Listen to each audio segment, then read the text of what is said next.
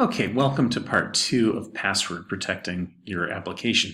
This is going to be probably exactly how you'll be doing it for your final project. It shouldn't take too long as you follow the videos and ask me for help when you need it.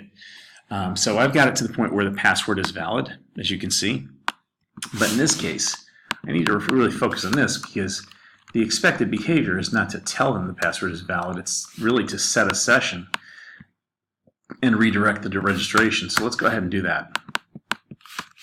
So we know the username, right? I can do post username. So I can do a bunch of things. I can set a session, and this goes back to week 5.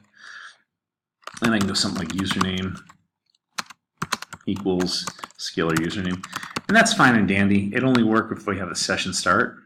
But I can also do something like session auth equals, I don't know, some string like that.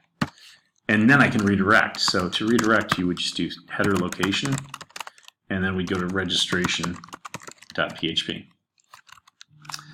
And that would make it work, hopefully well enough to get into that script and then password protect it there and then add the logout, which is required for your project. So I just hit save here. I'm going to hit refresh, and it relocated to registration.php. So if I go back and I go to login, we'll let that load. I'll add a query string here because it's caught in my cache. But let's just do anything, right? It should say invalid password, and it does. If I go to admin and PHP teacher, which was the credentials put in the database, we're good. Okay, so what we need now is to protect that registration. So here's my registration script, and what I'm going to do is add a session start, just like this, so that, because the fact is, if I'm not logged in, I can easily access registration if I know the link anyway. So what I'm going to do is write if scalar underscore session, and remember how when we logged in it was auth equals this? So let's test against that. If session auth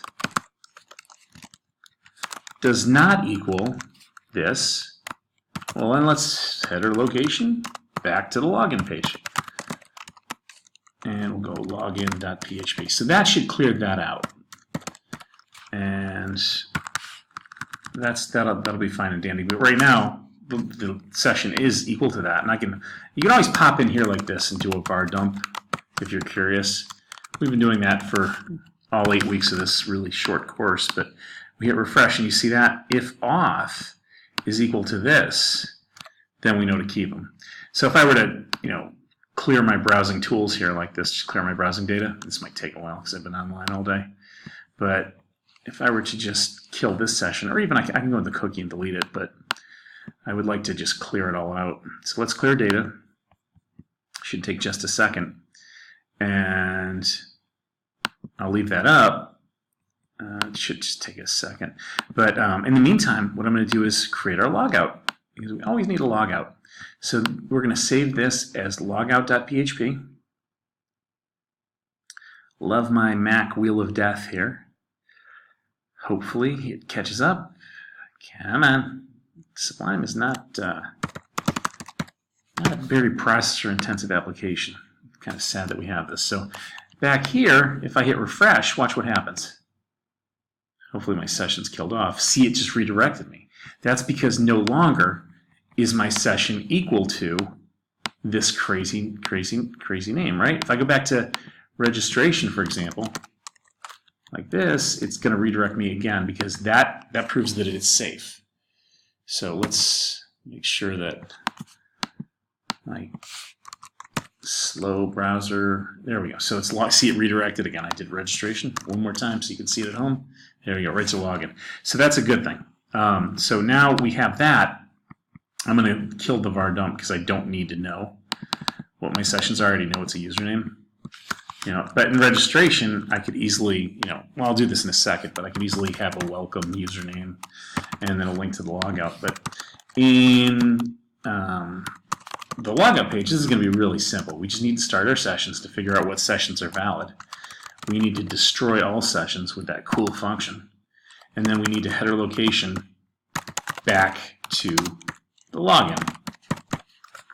That's it. That's all we have to do in the logout. Pretty easy stuff. So let's go to registration now, and let's add like a utility nav real quick. Okay. So what I'm going to do is say, let's say they get past this condition. I could echo. Let's do a string welcome and a dot and a scalar underscore session username,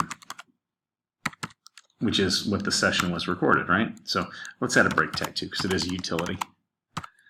And then we'll do echo, and we'll have a logout link. Okay, so we'll do ahref equals logout.php. Now I put the string in single quotes because I knew I'd be using double quoted attributes.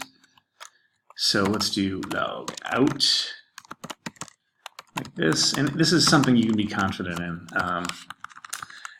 Session start, redirect if session auth is not equal this password, this auth that I triggered in the registration, and then relocate in the back. So let's try it. We're going to go to admin and PHP teacher. We're going to log in, and now we're logged in. It says welcome admin, and I can log out. So now I log out there. I'm officially logged out. If I go to registration.php, I can't get in. No way I can get in. If I try to log in with a fake password, I can't get in. The only way I can get in is admin and PHP teacher. If I get up to go to the restroom right now and someone stands at my desk and tries to get in, they would see this, so they couldn't get my password because they can't decrypt the password hash. So that's a beautiful thing, and this is how you should password protect your final application that's due at the end of the course.